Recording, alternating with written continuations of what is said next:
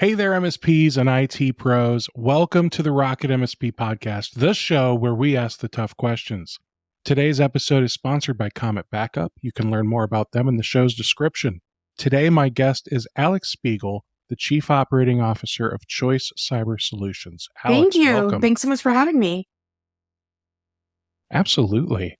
I would love to get to know you a little bit more before I start grilling you about compliance. Can you give me a little bit about your background and how you got to where you are Absolutely. today?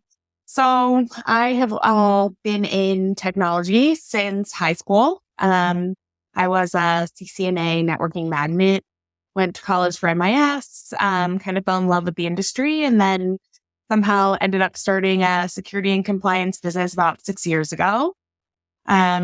What we do is we specialize in cyber compliance, and we partner exclusively with MSPs to help their clients meet and maintain their compliance goals. Awesome. So that is so cool. I was in high school. I did a vocational program where I did the Cisco CCNA course. But we had our teacher for that was someone that they did like college before this. So they didn't teach. I'm going to say they didn't teach right. They just didn't teach the way that high school kids are used to. It was like, here's a bunch of classwork and here's a bunch of homework. Good luck. So I was responsible for the answers of questions 1 through 5. The kid next to me was responsible for 6 through 10. Needless to say, I didn't pass the test.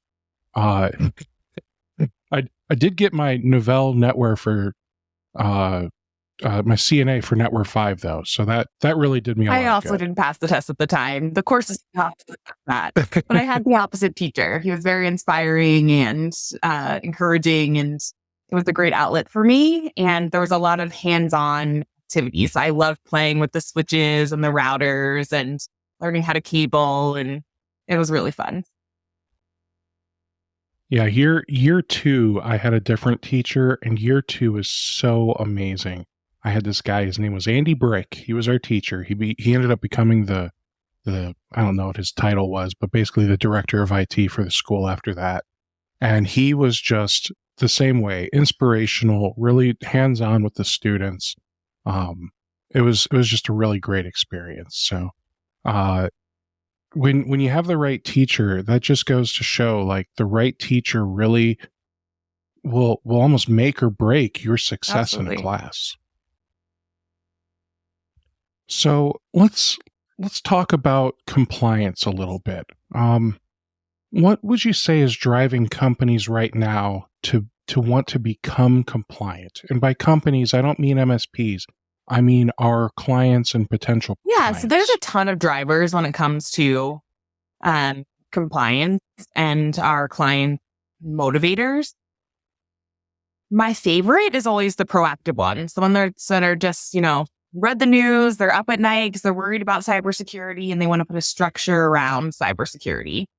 Unfortunately, that's less common in all of our worlds. I'd say the primary driver that I see the most is clients that have their own customer requests. So Lockheed Martin is requiring that in order to keep their contracts that they meet the MMC requirement. Those are the biggest things that we see. Industry requirements and trying to be proactive. CMMC is, again, a great example of that for all Department of Defense contractors. Legal requirements and goals, other types of data security, risk mitigation. But yeah, proactive for customer trust or to gain a competitive advantage in some way is always the goal.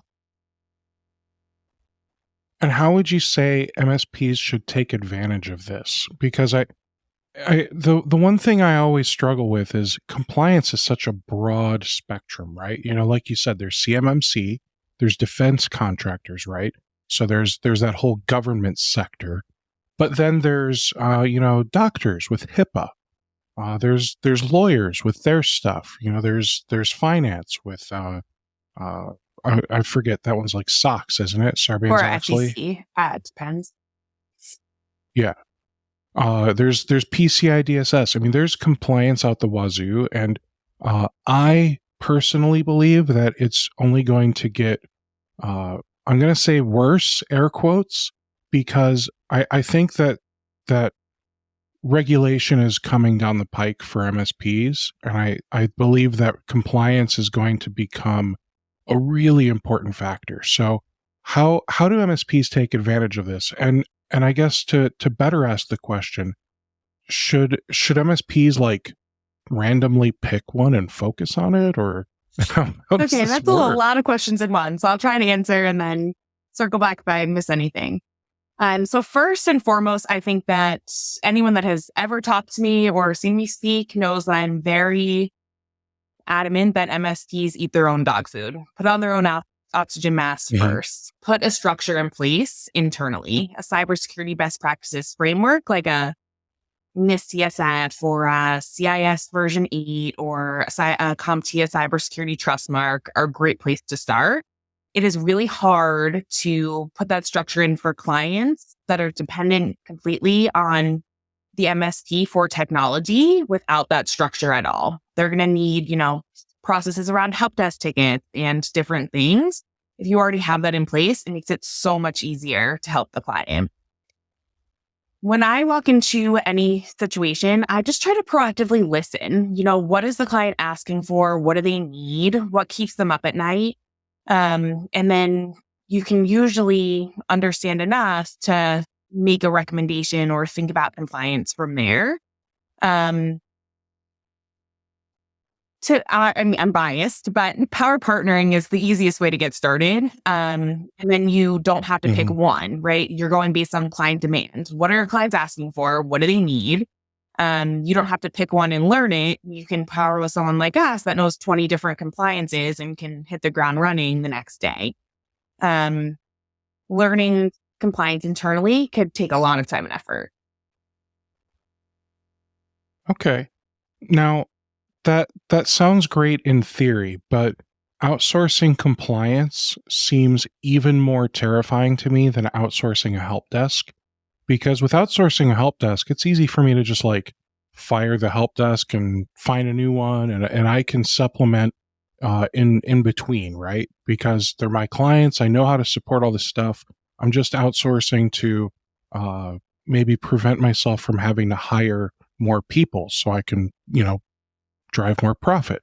With outsourcing compliance, that's terrifying because I'm now saying, hey, yeah, we're cybersecurity experts, or whatever buzzword you want to use, right? Or no, I'm sorry, not cybersecurity, compliance experts. Um, but I'm not. I'm outsourcing it, and if I end up having a bad experience, and that's not just with you, with any Of course. compliance company, now I'm stuck Yeah, holding the bag. that's outsourcing anything. So typically, our partners bring us in as a partner. We are ourselves to the client, unlike a help desk where they're posing with your logo and your brand. We function as two separate entities, and that helps a lot in a lot of ways. A, with that comfort that you were just talking about. But it also, Mhm. brings in a third party perspective. So something that you've been trying to sell them for years, like a SIM or advanced cybersecurity tools. We come in, we base it around compliance. We say, in order to meet compliance, we need to jump. And they say, how high and where do I sign? So sometimes it has a lot of benefits too. Okay. Now, I feel like we kind of touched on this, but let's dive in a little further. What are some major legal or liability risks if I were to start offering compliance help to my So there's clients? risks in doing anything that you don't know how to do well, right? So if you're giving any type of Hmm. uh, advice or guidance to a client in any area where you're claiming to be an expert and you're not, that's a huge risk to me. The lack of expertise and confidence, could steer them in the wrong direction. I've had clients come to us where they were told by one company with regards to a privacy framework to handle it internally and in a very specific way. And the real answer to the question was you need a special kind of GDPR privacy attorney. So there could be a lot of different factors that could go into it. But there's definitely a lot of legal ramifications around compliance that don't come up as much in the MSP world. The biggest to me is brand reputation always. So if there's an incident or a breach on the MSP's watch, the client is already going to hold them responsible and ask what went wrong. But that's exacerbated when compliance is in the mix and they think that they have this structure in place and it's a false sense of security. So HIPAA is the best example of this. The last major update to HIPAA was in 2013 with the omnibus rule. So think about how much technology's changed in 10 years. Like, not that much. I mean, technology is pretty slow to change. So HIPAA compliant organizations have breaches or incidents like the biggest hospital network in my area all the time. So compliant doesn't always mean secure.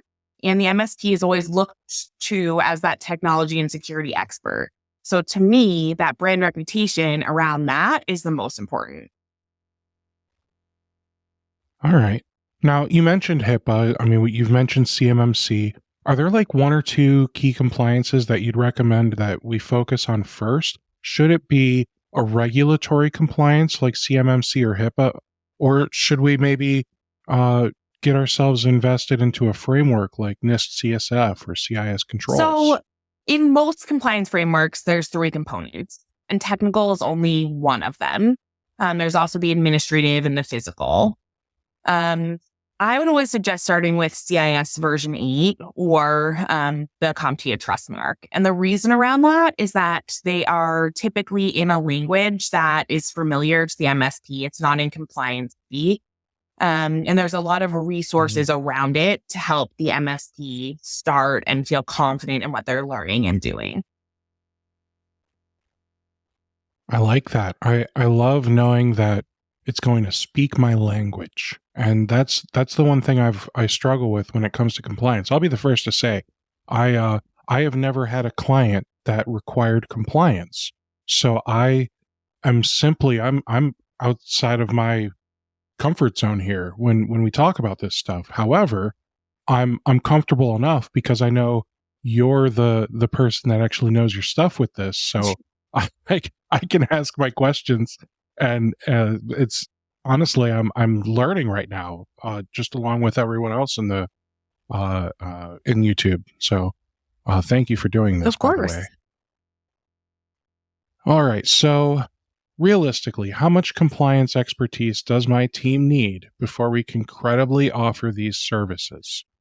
Can any knucklehead with an MSP hire Choice Cyber Solutions and say we're compliance experts now? Yeah, we can partner together and come in to any client and make you look good. That's easy. If you want to start from scratch, that's a lot more difficult. It is very hard, in my experience, to just train a technician to be a compliance expert. We all have our strengths and our superpowers, and what a compliance officer brings to the table is typically a lot different than what a technician or a security analyst brings to the table. And then you need amazing project management. Without that, you cannot be successful with compliance. So it depends what resources you have internally and who is trainable. But typically a compliance officer is around a 6-figure salary or more. Okay. And I feel like you sort of answered it. It sounds like we need to hire dedicated compliance staff versus just taking our existing L2, L3 techs and training them to be compliant. In my experience, yes. So my team functions in silos of 3. So every client gets a cybersecurity analyst, a compliance officer, and a project manager. And together, they're the compliance dream team to help the client meet and maintain their compliance goals. You can hit the ground running tomorrow to partner with someone. But in order to do it in-house, I would suggest having 3 dedicated resources to do it well. Now, you mentioned that you've got the dream team. So you've got the tripod, I'll call it. You called it the silo, and it's the same thing. So, how many silos do you have? We have 3 different pods. Okay. And then do you have like technicians, engineers, whatever the appropriate term, that are affiliated with each of those pods, or is it more like you've just got a knock filled with people and I they try to just keep take as whatever? much in-house now as possible, unless I'm trying to learn a new framework or do something new. Usually then I'll start by Mhm. outsourcing with like a 1099 or something to make sure that it's beneficial to more than just one client. Um, each pod has their own project manager. We call them a CSM, a client success manager. Um, they have their own compliance dedicated resource. So one of them has the director of compliance, but most of them have a compliance officer. And then they have a security analyst. And then there's points of escalation. So, a moderate level compliance officer has the director of compliance and another resource internally that they can go to if they have complex situations or need help with that client. Same with the cybersecurity side. We have additional experts on staff. Nice.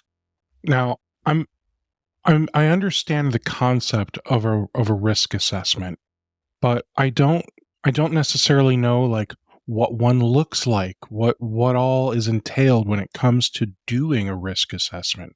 Can you give me like a 10,000-foot overview of I can one? tell you what mine looks like, but you could ask 10 people what a risk Sure. assessment looks like and get 10 different answers. So mine Okay. has 6 components. Um, it starts with technology infrastructure discovery, what hardware, software, tools they have in place. We run different types of vulnerability scans, um, do a policy and documentation gap analysis. So what do they have in place today? What are they missing? Put that all around a compliance framework or multiple frameworks if that's their goal.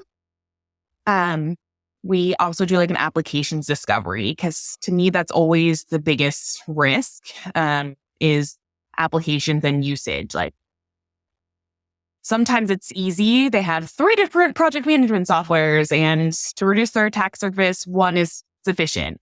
Other times it's they have open APIs that are not secured. So very important to us to do that discovery also. And then we do like a data flow analysis. So like how does their data move in rest and in motion in ways that like a scan can't tell me. So it can tell me they have sensitive data, where the data lives, but it can't tell me how it got there, why it lives in 17 different places, and those kinds of things. All right. Now, is this something that is a sales tool, or is this something that I need to be doing for clients that are paying for compliance? And how often should I be So doing it? there are resources out there that sell themselves as risk assessments that can be used as sales tools. The way that I do it is very labor intensive and expensive and cannot be done as a here you go for free on a typical basis. So clients usually start with us as a risk assessment. Every client that walks in the door starts with an assessment. I have to understand their business in order to help them get compliant no matter what. And they can do that on a one-time project basis, or they can just start with monthly services and it would still start with a risk assessment. It just depends how they would want to do things. Okay. And then what would you say are some red flags that a client really needs to get some help getting compliant? I'd say if they're keeping you up at night, that's a problem. That would be my biggest red flag and what keeps them up at night. So, if Hmm. there's an opportunity to put a structure around cybersecurity and one of those blaring red flags are there, I would say that is definitely the number one. From there, there's a Okay. lot of different things that I could be consider red flags. But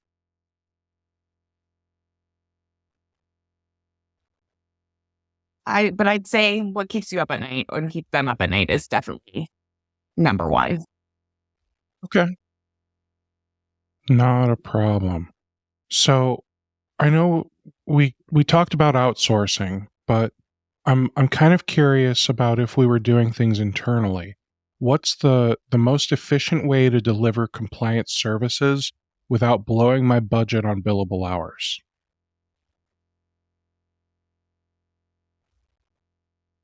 I mean, it is Tough one, because huh? it always takes me at least 3 compliance frameworks for the same client. So if I introduce a new framework, it takes me at least 3 clients to be successful and get an ROI. Um, Learning isn't necessarily billable. So that's a huge time commitment and investment. Um, Hiring that dedicated staff could potentially, get expensive. Um, that's hard for me to answer. I'm also pretty biased in my power partnering world. Because I'm typically able to Sure. just significantly increase my partner's billable hours and monthly recurring revenue through my compliance services, um, and sell their clients on things that they've been trying to sell for years. Um, but I would say, other than power partnering, um, the person who can work the most, so like typically in my business, that's me because it's my business. Learning in nights and weekends or whoever costs the least, to help them learn as much as possible. Or outsource to like a 1099 contractor, not a services company. Mhm. Just bring in like an outsource expert on that specific compliance. So let's say I've got, I don't know, a couple. Don't worry about it. Let's say I've got a couple clients that could use compliance, but I I, I really feel like there's money in compliance. So I want to start getting more compliance clients. How can I generate leads for those services? I would start by understanding what compliance requirements your clients have in place today or what they're trying to meet. There's been a lot of changes in 2023 or tease changes like HIPAA coming soon. So understanding like, do you have medical clients? Because those HIPAA changes are going to come and they're going to need them. Advancing their cybersecurity now will only help them. SEC changes came out recently. If you have financial clients, that could be a huge way to start. Starting with what your clients already have and improving it, to me, is always the best way. All right. And then should I be proactively pitching or should I just wait for some inbound interest? I'm a firm believer that it can't hurt to have a conversation around proactive cybersecurity frameworks.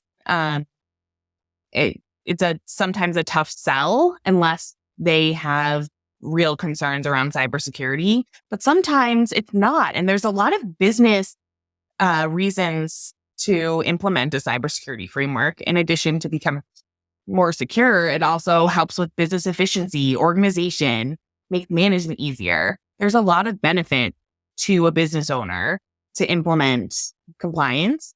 And I would ask them, do they have any compliance requirements? Are their clients asking for anything?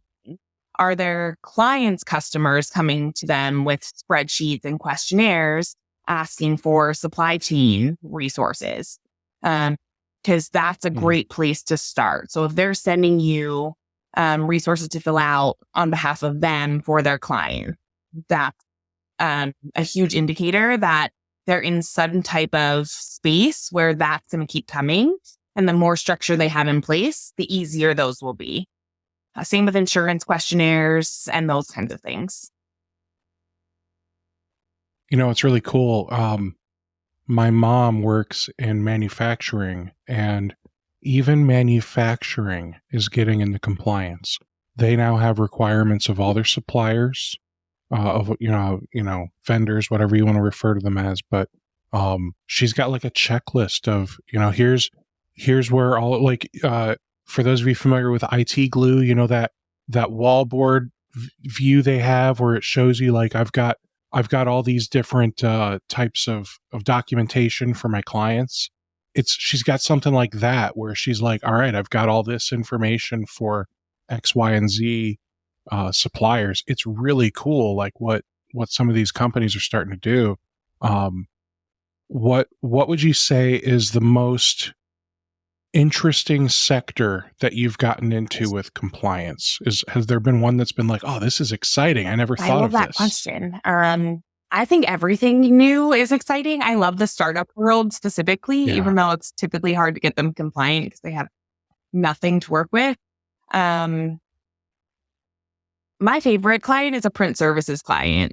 They print for all different types of sensitive data, medical, financial. So there's 7 different compliances in place. So crosswalking them all and helping them all work together and constantly being in an audit, that's a lot of fun for me.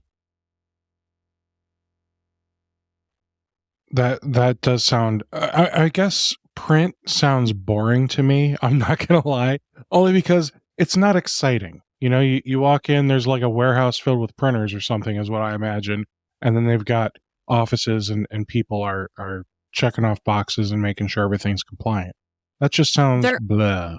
Like I was hoping you'd be like, yeah, we found that there's this new compliance we got to get into with like whitewater rafting. Or like I don't know. I just had Their my automation hopes. software is awesome. They have put a ton of development into our automation. So someone can just like upload a file and it automatically prints and sorts and is addressed and labeled. It's all done through technology and automation. So maybe with that. Is it really? I guess I don't know. I always think of like the Minuteman Press down the road where like you're emailing them the file and they're like manually opening it up and verifying that the file's good quality and then manually printing it. They might have some of the sorting, stapling, folding features built into their printer, but for the most part, they're doing everything like very manually. But you're right. There are companies like Vistaprint where they've probably invested a lot in technology where they're like rocking this stuff out similar to how Amazon can rock out so many packages every day. This client is working towards. So that's why it's really cool. Very cool. All right. Now, let's go back to I don't do compliance, so maybe it's just better if I partner. So are there tools that I should have in my tech stack to make sure that you and me are delivering compliance services smoothly? If there aren't already security 2.0 resources like EDR instead of basic antivirus, definitely start there. Hopefully we all have that in place. Most compliances require some similar things like auditing and logging, where a SIM is really helpful in meeting those controls. Continuous vulnerability scans are another common denominator. All 3 types of encryption you'll find in most compliances. So drive, file, and advanced email encryption. And then there's, additional resources. So it depends on what sector you're trying to move into. So if you are a Microsoft shop and want to cater to Department of Defense contractors, you want to learn the GovCloud and Microsoft's offerings there because it's basically the only good option on the market. And GCC High and figure out how you specifically will get those licenses. But if you power partner with someone like us, we've done R&D on many, many, many products. Our team loves R&D. So we'll be able to guide you and say like, these 3 products are a great place to start that can help meet compliance in this area. And from the risk assessment, we'll know the gaps and we'll start setting you up for success then to start your own R&D process. So that when it's time to offer it to the client and go sell it, you're feeling more confident. And because we've done the R&D on it, we typically have resources inside of that organization, but also internally that can help guide you on how to implement it and make it compliant. Most of the time our clients come to us, or our power partners, our MSP partners come to us with a limited toolkit, and we just help them build it up over time, and help them get Okay. comfortable. Are you familiar, and I just want to preface this, this is not a sponsored question. Are you familiar with I'm Field not. Effect? So I just had them on last week, and wow, they are like the most comprehensive cybersecurity platform I have ever seen for MSPs. Uh, I I recommend checking them out because that could be a great thing for you to, maybe there's a way for you to partner with Field Effect to offer this to your MSP Yeah. partners. I don't know. I'm just trying to help you think Our, outside the box. Field Effect is just yeah. really cool. Already have it up in front of me. And Thanks for the good. recommendation. I try to stay vendor neutral wherever I can. I built a toolkit that I Sure. can resell quickly with like a SIM, continuous vulnerability scans, file encryption, scanning tools. But that's because I had to, because the MSP didn't have any of them and the client needed things quickly. So I needed to be able to advise and deploy within a week. But typically our goal is to stay vendor neutral and you to come to us with what you like and use, and us advise you on how to make it compliant if possible. All right. Now let's go back because I like to go on little tangents. So I started us down a path about risk assessments and then squirrel. So sorry. All right. So we talked about like what your risk assessment looks like. Talk to me about where is the risk assessment. So let's talk about I've decided I want to advertise compliance, and I'm partnering with Choice Cyber. You guys are doing the compliance. I'm doing the hands-on stuff. Whatever you need me to do, I'm doing the hands-on, and I get to bill the client for all that. What does the process look like? So from the time that we engage with a prospect to we've got the contract signed, what happens in between there for the sales process? Are there risk assessments? So there's and other no risk things? assessment during the sales process. We, as a company, do not touch any networks. That's your job. We stay in our lane and help support you in your lane. We'll help with the sales process as much or as little as you want. Typically, once there is a lead, our MSP partners will just call us in and let us sell our own services to them, and then just make a percentage on the back end of those services. The risk assessment, what we need from the MSP is like a full network infrastructure discovery. So if there's tools in place that can pull that quickly, great. If not, it'll be a questionnaire that we send out, and then help us run 3 different types of scans. Depending on their environment, we always try to run 3 different types. We have a bunch of different tools in our toolkit. But for us, the assessment is just the beginning. So from there, we can take a lot of that and map it to compliance controls of what's in place and what's not. Maybe come back to you with a couple of additional technical follow-up questions. Well, help desk tickets are handled or things of that nature. But for the most part, that's all we need from the MSP during the risk assessment. So the deliverable on that is an executive summary with all the gaps, risks, and recommendations. From there, we help you build your toolkit and what you need to go and sell to that client.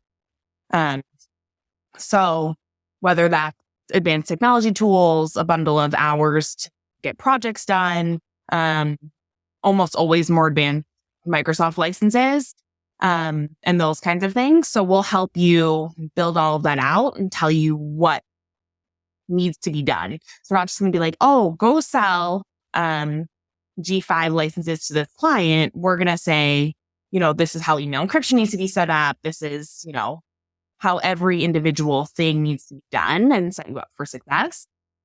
And we like to think of that as the addressees. So filling those gaps and holes, getting clients compliant, and through an audit, if it's an audited compliance like a SOC 2 or a CMMC or an ISO 27001.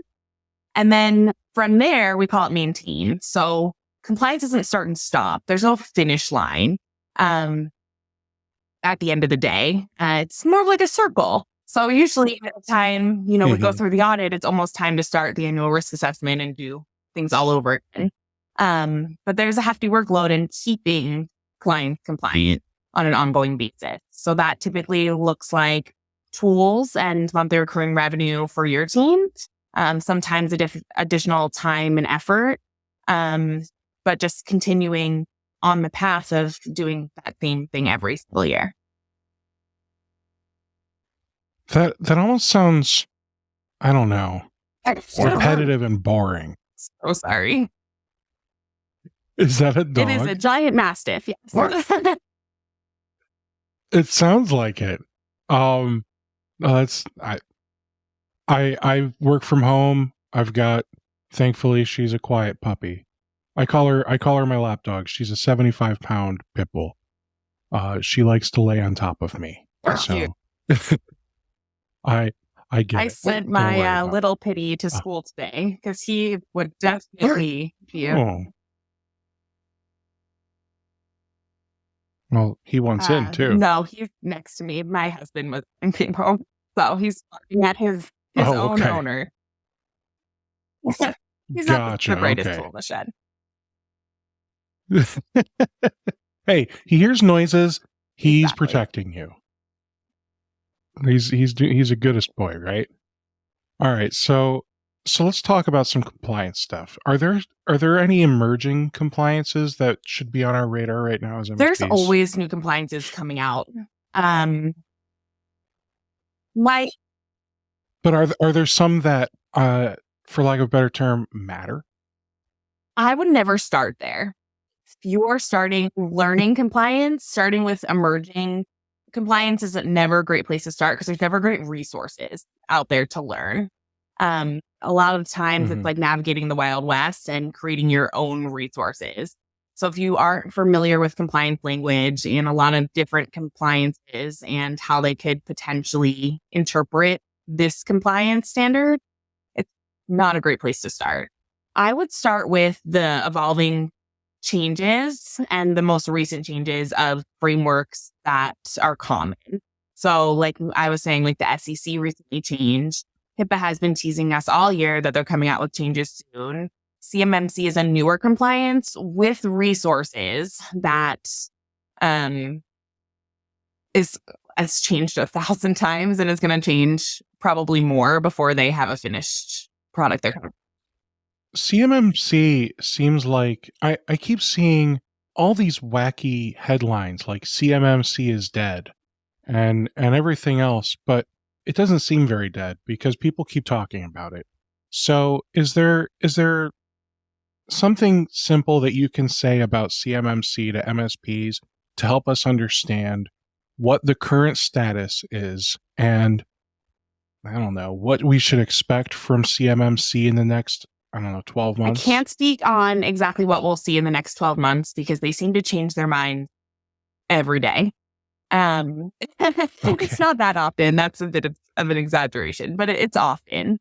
The reason that you might be seeing things like it's dead, I personally haven't seen that, but they chose a different alternate route where it was originally NIST 800-171 with additional parameters and controls. And then they were like, oh, no, we're just going to change the NIST 800-171 requirements a little bit and call it CMMC. So they are the same currently for the most part, the NIST 800-171 and CMMC. Interesting. So if an MSP said, all right, I want to start with NIST CSF, which is the NIST cybersecurity framework, that would be a great stepping stone to get them maybe headed in the right direction of 800-171, or are they not? They're not the same thing, but NIST CSF is always a great starting point. It's great Okay. to have, that cybersecurity maturity in any capacity is always a great starting point. Um, So I guess what I was thinking is it's confusing when one organization has multiple compliance yeah, frameworks, right? So, CIS controls V8. I get it. V7 was just the right. prior version. Yes. V8's the current version. But NIST CSF and NIST 800-171, I guess I just kind of pictured 800-171 as like the pro model, and then CSF is the prosumer model. So, Like, just going back to CMMC for a second, there's still 3 levels. So what I was referring to is level 2, because that's the yeah, most common in my world. There is a level 1 yes. that I don't know off the top Uh-huh. of my head what overlaps with CSF, but I can imagine it's probably a good 90% or more. Um, it's Hmm. really not it's very limited in the scope and what it is. And then there's Okay. third level for So, like the Lockheeds of the world, those huge organizations. gotcha. And that's not where I only have one client working towards that, and that's elective, not mandatory. Um, NIST is a little similar. So the pro version in my world is actually NIST 853, which is like Hmm. 300 requirements, and it's a bear. Um, the NIST Okay. 800-171 is what's required by the Department of Defense. It always has been, or at least in the last, 8 to 10 years, it's been requested by the Department of Defense. Um, they used resources like ExoStar as a questionnaire to prove through self-attestation that NIST 800-171 was in place. And now they're calling that PMMC and putting an audit around it for level 2. Okay. And I know I plead ignorance a lot, but I do believe the answer is NIST CSF and CIS controls are like frameworks that are um, optional. Like they're not regulatory. They're not government mandated. They're like just really good practices that every company that wants great cybersecurity hygiene should implement. Whereas 800-171 or 853 are more like if you want to get into government work or just something that requires regulation, these are the regulations that we have in place. These are the Exactly. rules. So we call those cybersecurity best practices frameworks. I always do a discovery on my client to understand where they do business, how they do business, and how they work before I recommend one of 3. So the NIST cybersecurity framework, Mhm. the CIS version 8 for remote work, more cloud-based work. It's more comprehensive in that area. Or if they do international work, ISO 27001 is the international best practices framework for cybersecurity. So if they have a lot of on-prem, the CSS is typically more comprehensive in that area. So, and then I helped CompTIA create a cybersecurity trust mark that kind of combines all 3 to make one really great best practices framework. Mm, no, on-prem stuff, NIST CSF is going to be the best framework. Not every Yeah. time, but most times. Uh, Cloud-based CIS At least level V8 2. There's 3 levels. Okay. implementation group 2. Okay. And then international. Would be ISO 27001. And is there for the NIST CSF or the ISO, are there implementation groups or levels that we should worry about? For NIST CSF, there's 4 different levels, but the same requirement. They just define like compliant, not compliant a little differently. in 4 different levels. So you can say that you're compliant at a level 3, but the best is obviously level 4. That's like implemented, documented, practiced, updated regularly. Where 3 is I'm doing it well, and I have some documentation. And then 1 is nothing, and 2 is working on it. ISO 27001 is just the same set of requirements and standards. There are no implementation groups like CIS, but there is an optional audit. So sometimes that'll be a requirement to do business, and there is you can get a certificate of completion and go through an audit, which sometimes companies really want to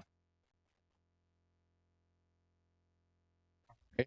And then are there any compliance certifications that MSPs should get even when they are saying they're going to partner with a company like yours? I would ask the why before I would make a recommendation. And what I think the why is, I mean, a lot of MSPs are just certification happy. Yeah, and I love that. And I love getting them myself. So I can't say no. I would have to understand where they're located, what their client base is, and what their career goals are before I could really make a great recommendation. There's so many out there. The most common in our world is the CISSP. So if they're really interested, that could be a good place to start. It's easy for someone in my shoes to do something like that because that's what I do every day. But and it's harder for someone that thinks like an MSP, because the solution to the problem isn't fix it. It's call the person to fix it. So sometimes changing your mindset to do something like that can be challenging. Gotcha. Are there some common mistakes that you see MSPs making when they first start offering compliance services? I'd say the biggest mistake is not implementing things internally first. It really could just set things up for much greater success. Even if you can't get an entire framework to the finish line, just starting can help so much.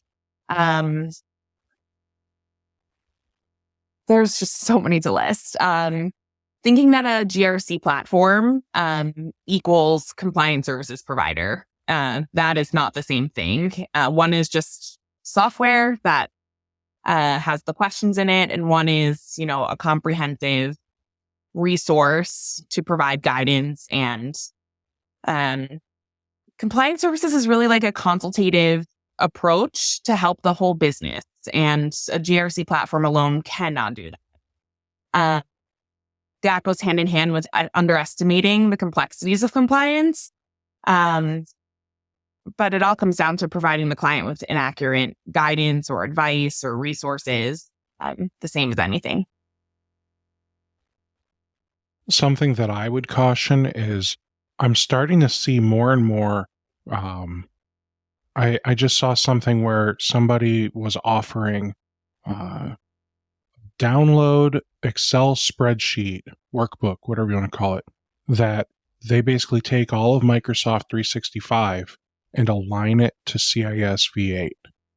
And I want to caution MSPs that that's a crutch, and that one, just because Microsoft 365 might be compliant, it does not mean that the company is compliant, because there's all the other stuff that they do still, right?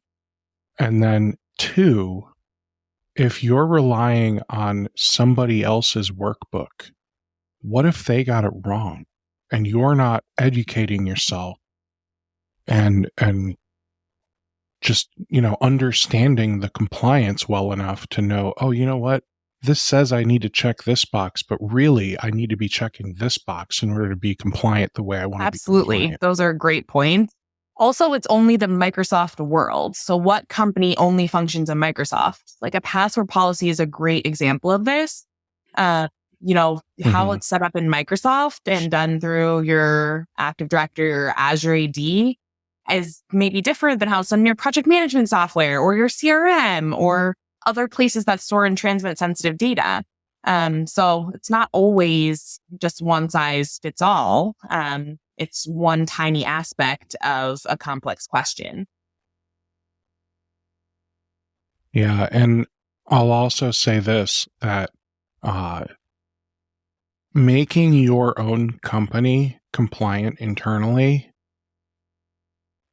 boy, does that give you some barriers.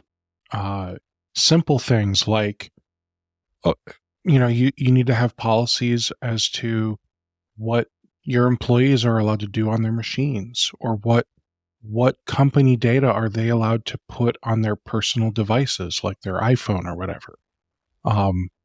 You look at the recent Okta debacle. I think I just read that it was caused by an employee at Okta putting like their Okta account on their personal, on their Okta device. They logged into their personal Google account in Chrome, and that is what caused this whole nightmare. And it's like, holy cow, like there's just so much to think and worry about when it comes to compliance. Yeah, but shouldn't we be doing that anyway? Shouldn't we be protecting our organizations anyway to protect our?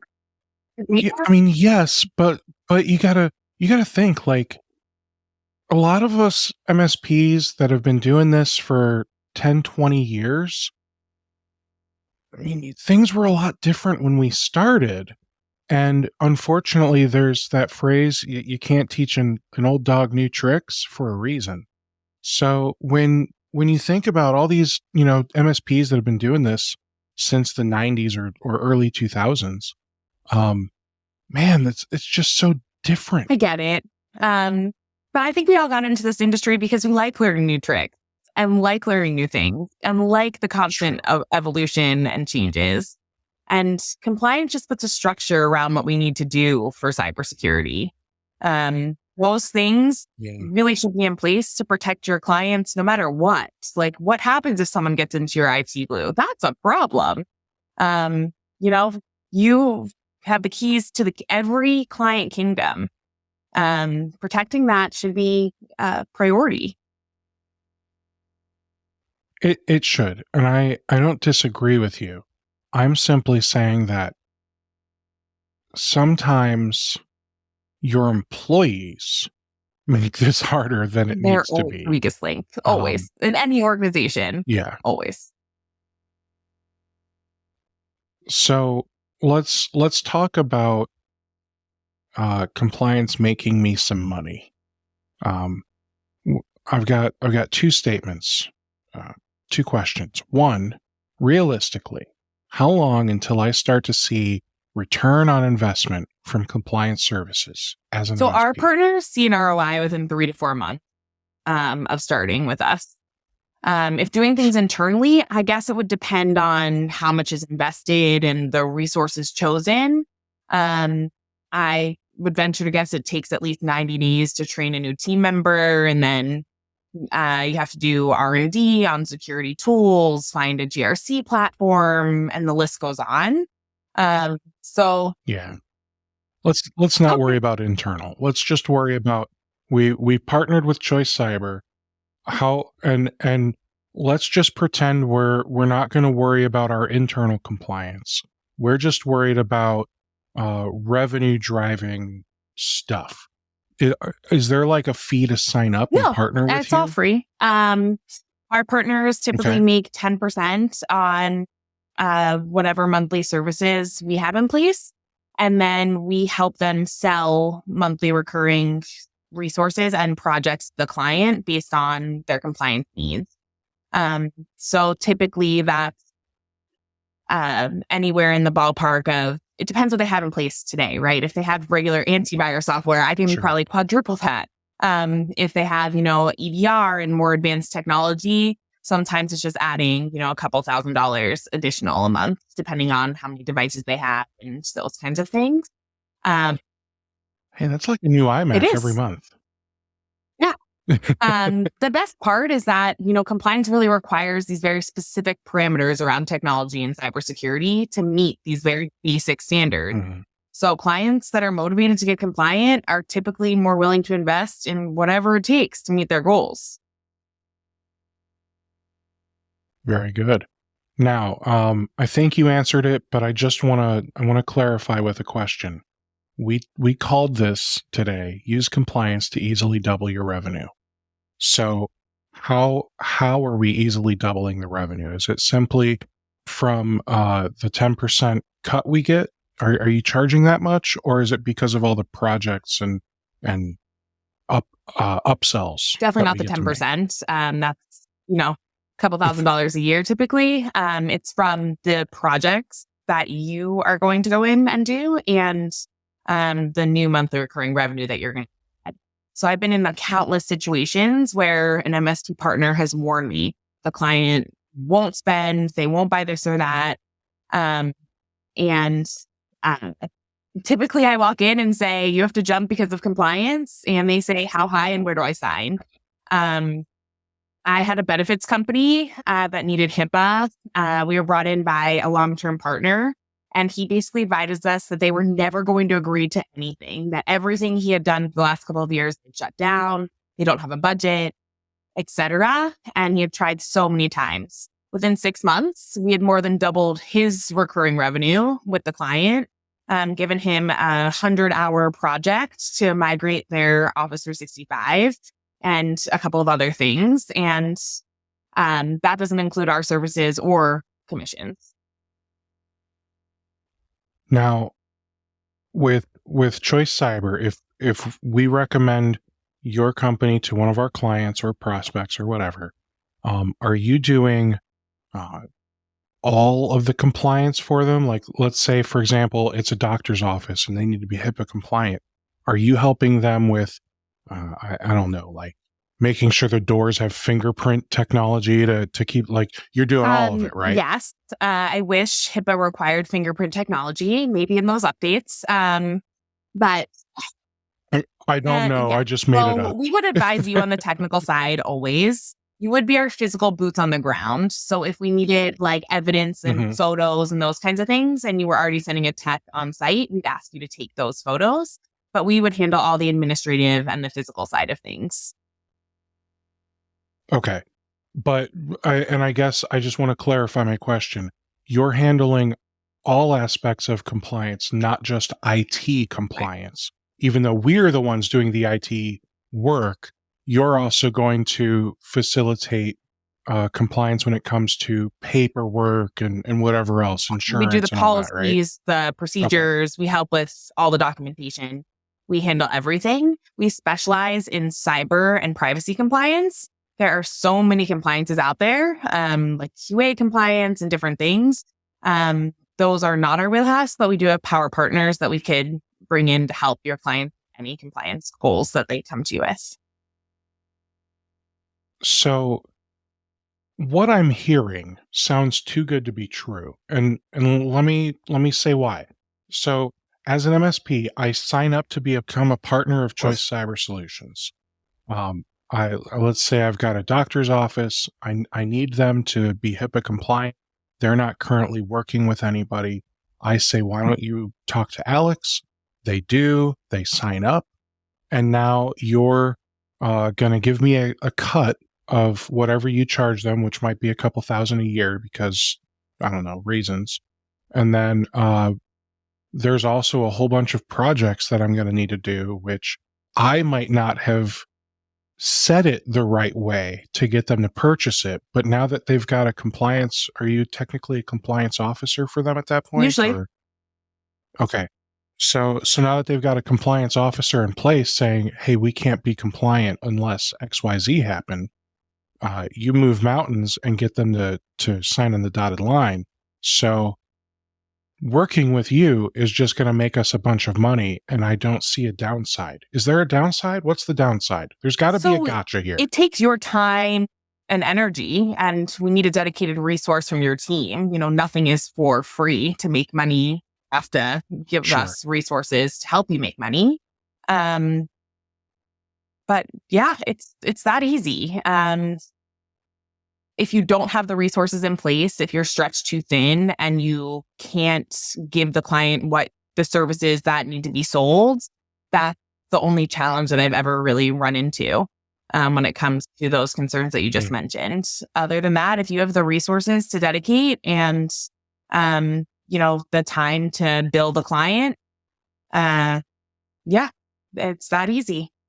They also have to be motivated, right? It's really hard to sell proactive compliance. Sure. It's my favorite, but it's not an easy sell.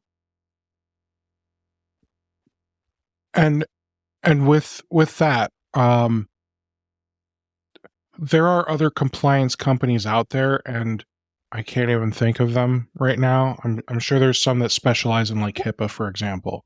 What would you say to MSPs that are considering you versus other companies? We're a services company designed to support and help the MSP. Created by an MSP. My business partner owned and operated one for 21 years. So we've walked in their shoes. We know what it's like. And it's a handheld service for both the client and the MSP. A lot of these resources out there is very much a do-it-yourself model, where you sign up or it's just the tool.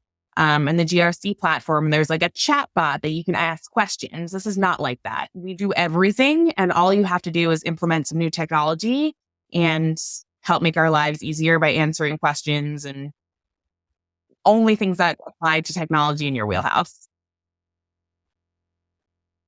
So I've got two final questions for you, Alex. One, can you share a success story of any MSP that grew a lot just by offering compliance? Yeah. I have a partner that has about 8 clients with us now, and each one of those clients significantly increased their revenue to the point where they built up their business so much that they were able to sell it for a significant amount of money. Awesome. I love hearing those kind of stories because an exit is always exciting. Yeah. Always exciting. All right. What is the number one piece of advice that you would give to MSPs getting started with compliance? Start internally. You don't have to put in a whole framework. Start with the examples that you gave, protect your BYOD and, practice putting on your own oxygen mask first. Document your procedures and how you handle things like help desk ticket. It'll make offering compliance to your clients so much easier and help you sleep better at night and better protect your business. Great. Now, for those of you that are still skeptical, check out the website choicecybersolutions.com.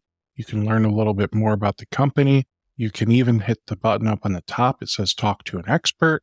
You can book a meeting. They've got multiple ways for you to get in touch over at your company. You've done a great job with your marketing. I appreciate it. Kudos.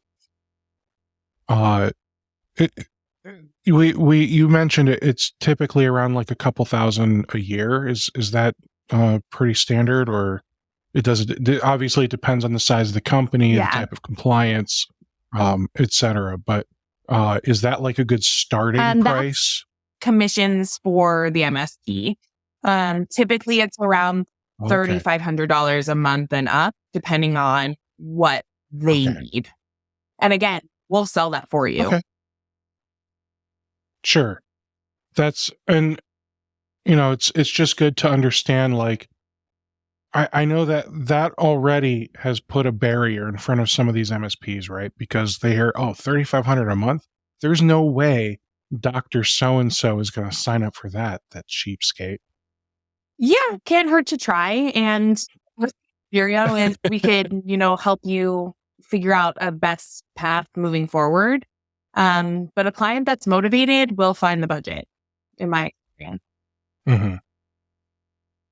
And it sounds like you will do a good job of motivating that client. Absolutely. Well, it's easier if they are being motivated by their customers or industry standards and regulations and those kinds of things. But yes, we will motivate them. And compliance isn't cheap no matter how you slice it. If you don't offer it and Mhm. or power partner and have control over the situation, they're going to hire someone else that might take over their entire business. Yeah. Well, very good. Alex, thank you so much for coming on here today and educating us about compliance and about what Choice Cyber does for MSPs and their clients. I really Thank you so appreciate you. much for having me. This was a great time. Absolutely. All right. You all have yourselves a great day, and I'll catch you next week. All right.